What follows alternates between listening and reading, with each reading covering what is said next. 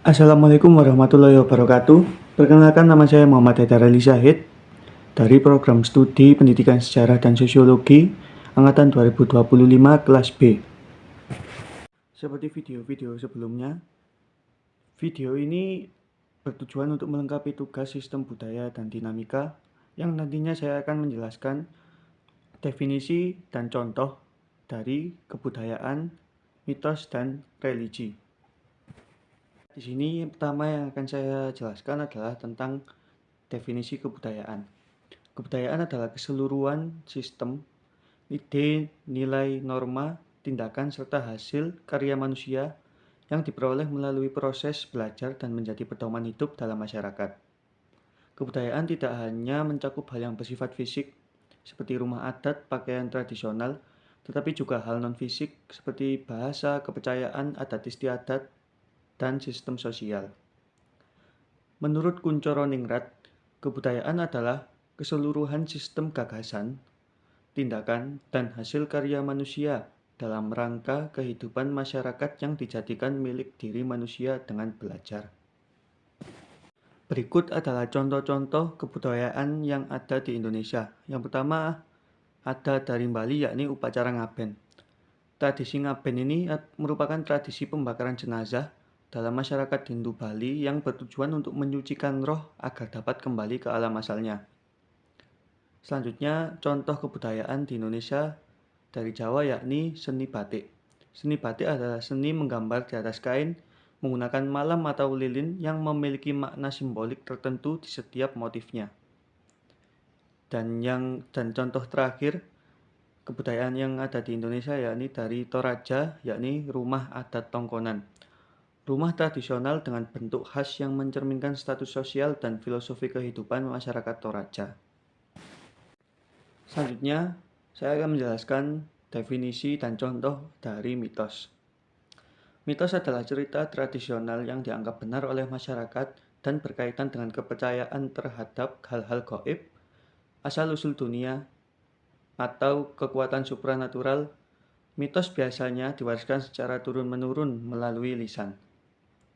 Menurut Bronislaw Malinowski, mitos berfungsi sebagai pedoman dan pembenaran terhadap aturan serta praktek sosial dalam masyarakat.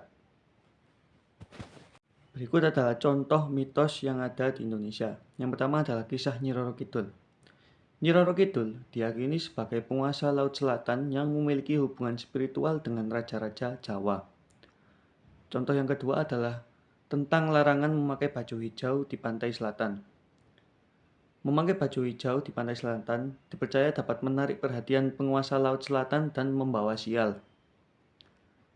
Dan yang nomor 3 adalah asal-usul Danau Toba yang ada di Sumatera Utara. Cerita asal-usul Danau Toba adalah cerita tentang seorang pria yang melanggar janji sehingga menyebabkan terbentuknya danau besar. Dan yang terakhir adalah tentang religi atau religi. Religi memiliki definisi yakni ada sistem kepercayaan terhadap Tuhan atau kekuatan gaib yang disertai dengan ajaran, ritual, norma, dan praktek ibadah. Religi berfungsi sebagai pedoman hidup, pengatur moral, serta sarana manusia untuk mencari makna hidup. Menurut Emily Durkheim, religi adalah sistem kepercayaan dan praktek yang berhubungan dengan hal-hal yang dianggap suci dan mempersatukan masyarakat dalam suatu komunitas moral. Selanjutnya adalah contoh religi yang ada di Indonesia. Yang pertama adalah Islam. Islam adalah agama mayoritas bagi penduduk di Indonesia dengan praktek seperti sholat, puasa Ramadan, zakat, dan lain-lain. Yang kedua ada Hindu. Agama Hindu memiliki ritual khas seperti Hari Raya Nyepi yang menekankan keheningan dan introspeksi diri. Dan yang terakhir adalah kepercayaan lokal atau aliran kepercayaan. Misalnya kepercayaan masyarakat Baduy yang masih memegang teguh adat dan keseimbangan dengan alam. Kesimpulannya adalah, dari ketiga hal di atas, kebudayaan, mitos, dan religi merupakan 3 unsur penting dalam kehidupan masyarakat Indonesia yang saling berkaitan. Kebudayaan menjadi sistem besar yang mencakup seluruh aspek kehidupan. Mitos menjadi bagian dari kepercayaan tradisional yang membentuk pola pikir masyarakat. Sedangkan religi merupakan pedoman spiritual dan moral yang lebih terstruktur. Mungkin cukup itu saja penjelasan dari saya mengenai 3 hal di atas, yakni tentang kebudayaan, mitos, dan religi. Bila ada salah kata maupun perbuatan, saya mohon maaf yang sebesar-besarnya. Wabillahi taufiq wal hidayah. Wassalamualaikum warahmatullahi wabarakatuh.